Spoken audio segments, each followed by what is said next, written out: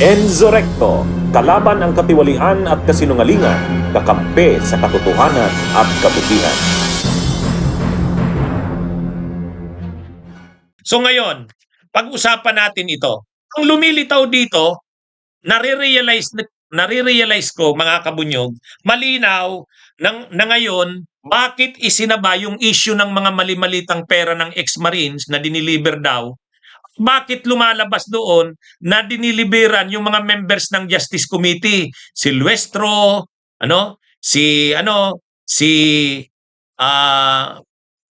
pati sila Ila de Lima, pati yung Makabayan Black, sila Arlene Brusas, lahat sila, yung mga members ng Justice Committee na nag-decide.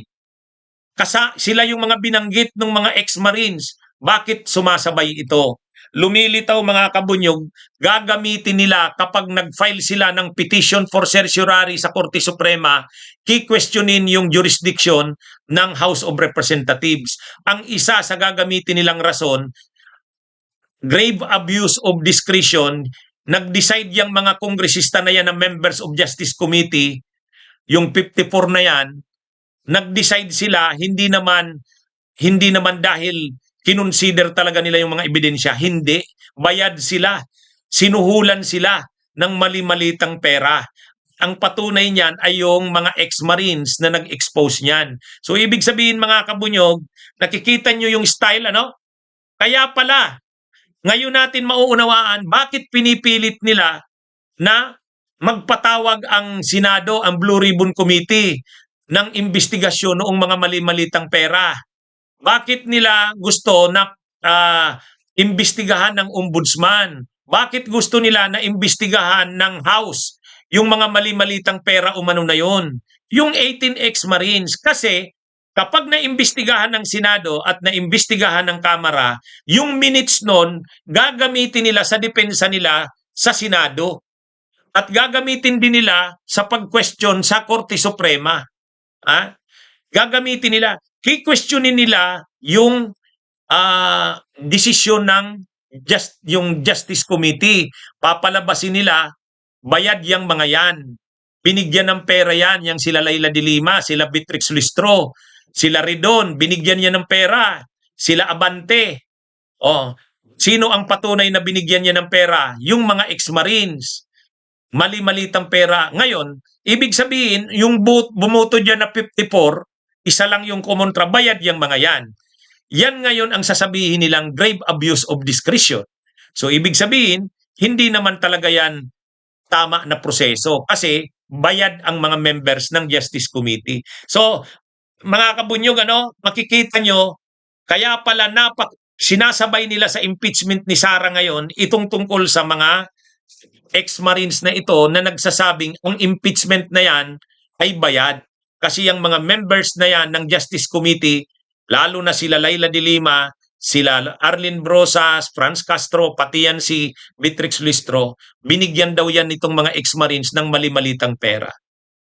Kaya lang katulad din ito ng ginawa ng doon sa unang impeachment. Ay di ba ganun din ang ginawa nila?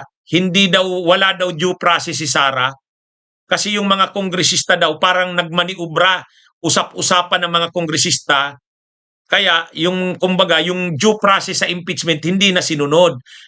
Kasi may mga lumalabas pa nga na binigyan ng mga proyekto ang mga kongresista. Binigyan ng mga AX tupad na para magamit nila sa re-election nila. Kumbaga, yan yung mga yan yung mga ginagamit na mga rason para masabing walang due process si Sara. Kumbaga pinagkaisahan. Ito na naman, gano'n na naman ang gagamitin. Pwedeng gagamitin na naman itong issue ng mga mali-malitang perang ito. Anyway, mga kabunyog, ang malungkot dito, gusto nating mapanagot si Sara sa mga krimen niya. Sinasabi nating mga katiwalian, korupsyon. Kaya lang ayaw sagutin ni Sara ang mga issue na yan ng confidential funds. Yung kanyang explained na yaman, yung kanyang mga bank accounts, bank records, ayaw nilang sagutin. Ayaw nila. Ang gusto nila, gumamit ng kung ano-anong palusot, issue, technicalities, para matakasan. Mga kabunyog, Yan yung ano, yan yung lumalabas dito sa klase ng pagsagot ni Sara kahapon, answer ad cutelam, ibig sabihin dadalhin sa Korte Suprema ang issue.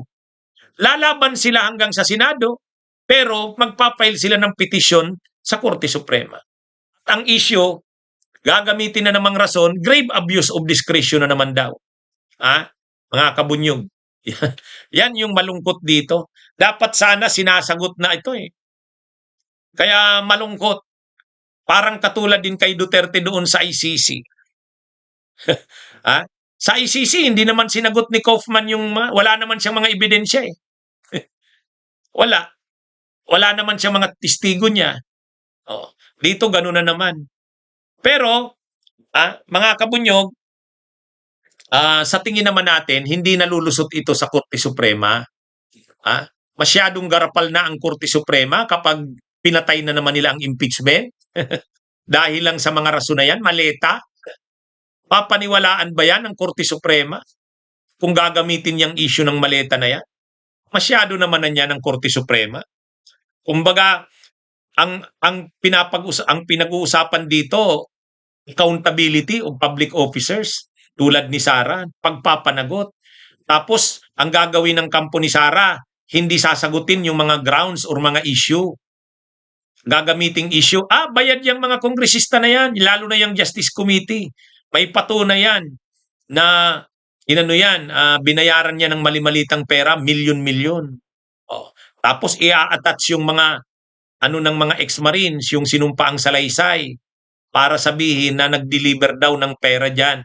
Kaya lang, ang nakakalungkot, kapag kinonsider yan ng Korte Suprema, kapag kinonsider yan, kung ganyan ang magiging dahilan para patayin na naman ang impeachment sa parte ng Korte Suprema, nakakalungkot. Lagi na lang yung pagpapanagot sa mga official natin na pinaniniwala ang sangkot sa mga katiwalian, corruption, wala. Pero, hindi naman kaagad-agad magdi-decide ang Korte Suprema niyan. Naalala nyo yung unang impeachment ni Sara, di ba nagpetisyon din sila sa Korte Suprema? Yung impeachment ni Sara nakalusot noon sa House February 5. Pagdating sa Korte Suprema, na-desisyonan nila July 25 na.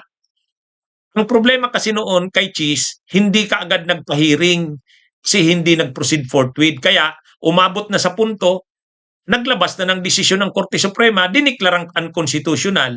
Ginamit na rason ngayon yun nila Cheese Escudero, unconstitutional na, wala na, wag na natin tong ituloy. Parang may sabwatan, parang pero dito hindi eh. Pag nakalusot ito sa Kamara, at lumusot ito sa Kamara, makakarating sa Senado, sinabi naman ni Senate President Soto, trial shall forthwith proceed. Hindi nila papatagalin. So ibig sabihin, baka naman kapag lumabas yung desisyon ng Korte Suprema, tapos na yung trial. Pwede yon, pwedeng mangyari yan. Kasi hindi naman ganun kadali magdesisyon ang Korte Suprema. Umabor lang kay Sara nung una kasi si Cheese hindi kaagad nag-proceed sa trial. Pero ito magpo-proceed ito sa trial kaagad eh. Sinabi naman ni Soto. Kaya kung lumabas man yung desisyon ng Korte Suprema, pwedeng moot and academic na yan. Kasi na-convene na yung Senate Impeachment Court, baka matapos na yung trial. So ganyan mga kabunyog, yan yung posibleng mangyari dito. So ini-explain ko ito. Bunyog, bunyog, halikan na kasama ka. Bunyog, kapag buklod ay may pag-asa. Luzon, Visayas, Mindanao, isa ang pananaw. Sa bagong Pilipinas ang bunyog isisigaw. Bunyog,